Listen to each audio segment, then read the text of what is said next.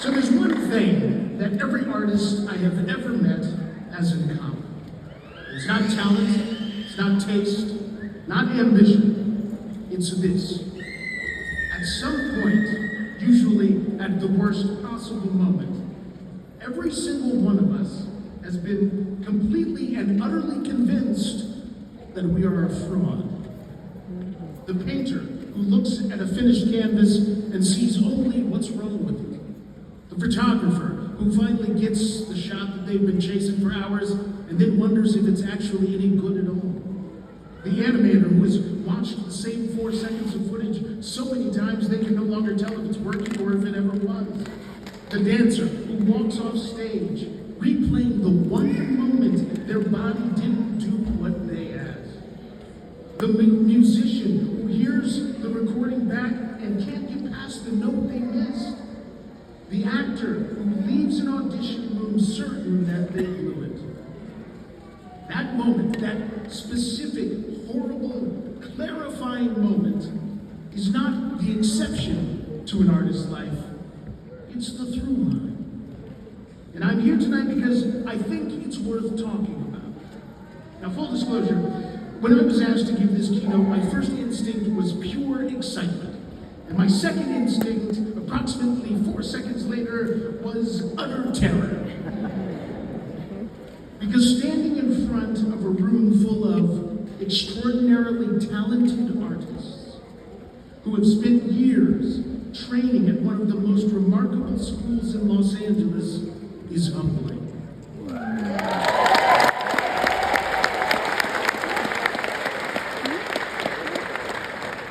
My name is Lewis, and I am an actor and a director. I have worked on projects I am genuinely proud of. I have also made mistakes so spectacular that they deserve their own IMDb credit. And today I want to talk to you about one of those mistakes because I think it might be the most useful thing that I can give to you as you walk out of these doors and onto your careers. So picture this, it's a Friday. I'm directing an episode of a TV show. And it's the second to the last day of shooting, and everyone is exhausted. We finish the day, I go home, I go to sleep. And then Saturday morning, I shoot bolt upright in bed like a cartoon character. And I realize the close-up. I forgot to get the close-up of the lead actor of the show. The pivotal moment of the show I never shot. Now, here's what I did next, and I want you to pay real close attention because this is a masterclass in how not to handle a crisis. I texted the executive producer and I told him what had happened. I explained the situation. And then I stared at my phone, waiting for a response. The stake of my identity and entire career hanging in the balance of those 3 dots on the phone screen. I'm so not dramatic. His response came back almost immediately. 2 letters. Okay. Okay? Is that it? Is that it just okay? Now, I want you to understand what those 2 letters did to my brain. In no time at all, I had concluded the following. My career was over. I would never be hired again. I was a fraud.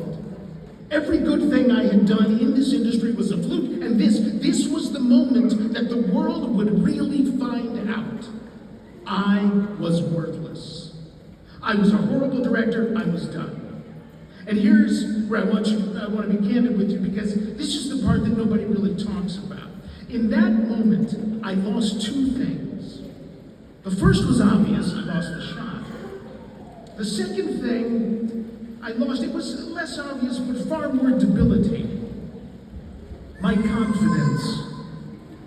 Because my brain would not stop asking me one question over and over again, like the world's most unhelpful podcast. How could you have missed that shot? How could you're the director, have missed that shot? What kind of director misses that shot? And when your confidence is gone, it takes everything with it. It takes your creativity, your clarity, your ability to think straight. So I sat with the discomfort, the full, crushing, uncomfortable weight of it. But here's the thing about sitting in discomfort. Really sitting in it, not scrolling on your phone or texting your friends or doing anything to escape, but really sitting in it. It is awful. But something happens if you stay. If you stay there long enough, you get bored. You get bored of the spiral. And when you get bored of the spiral, something else kicks in, something quieter. Something that sounds less like panic and more like problem solving. So I started making calls. I called the first AD and I asked, well, is there any time in the Monday schedule to get this shot? She said, no, there's no time. So I called the script supervisor and I said, is there anything that we have shot already that we could possibly use for the close-up? She says, no, there's nothing usable. So I said, fine. So Monday morning, I walked onto that set, having made a decision. I was going to ask every single person who could possibly help me. I was going to be completely transparent about my mistake. And I was going to trust the people around me to do what they do brilliantly. So I spoke with the DP and I said, how long would it take to get the shot? He said, 5 minutes. I spoke with the wardrobe person. I said, if the costume is still here, how long will it take to get him into the costume? She said 3 minutes. I spoke with the set decorator. If the set is still up, how long will it get to get the lights going? She said 3 minutes. So I did some quick math and I said, okay, I need maybe 10 extra minutes in this schedule. So we worked all morning. And then heading to lunch, the first AD pulled me aside and she said, you're never gonna believe this. We're 15 minutes ahead. In every episode that we had shot before, we were never ahead. I did not pause to question divine intervention, but we got the shot.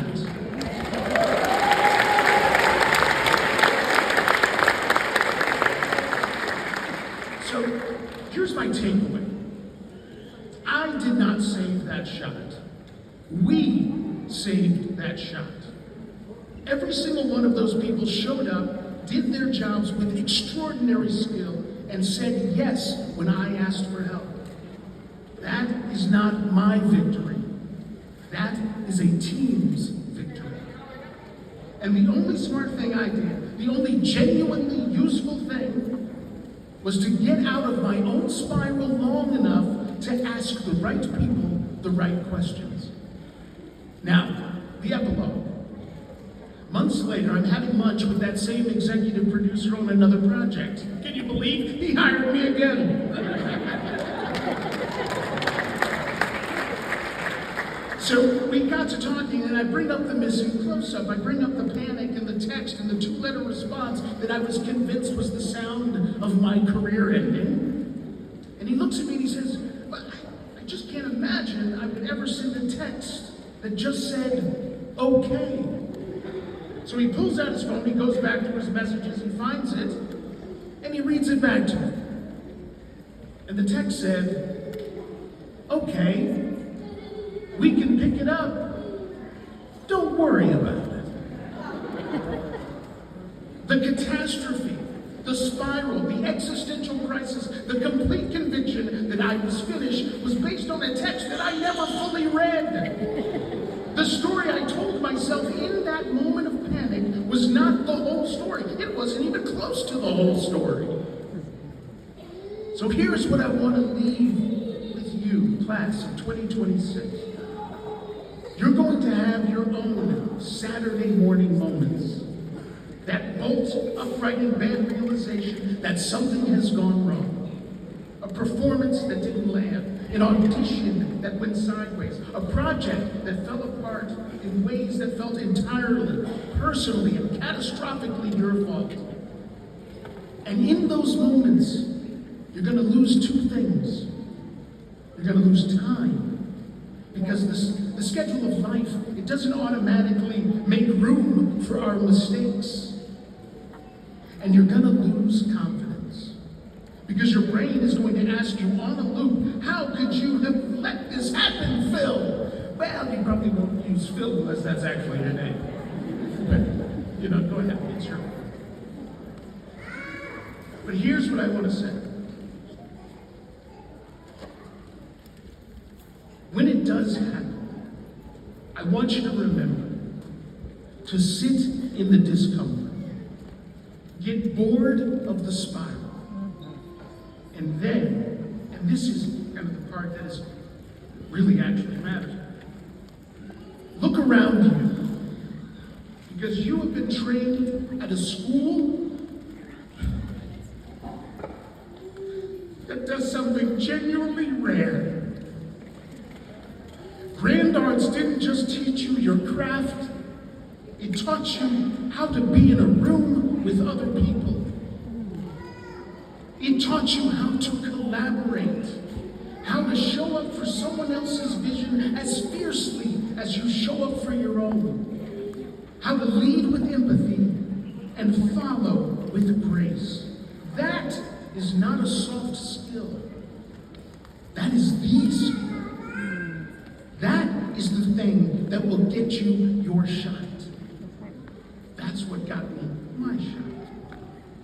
So the crew that saved the production wasn't extraordinary because of me.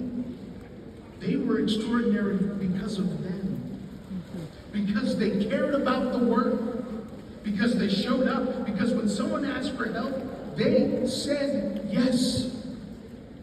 Now you have spent many years becoming that person for each other. So please, don't stop when you leave this building. And for the love of everything, always read the entire text. Congratulations, welcome.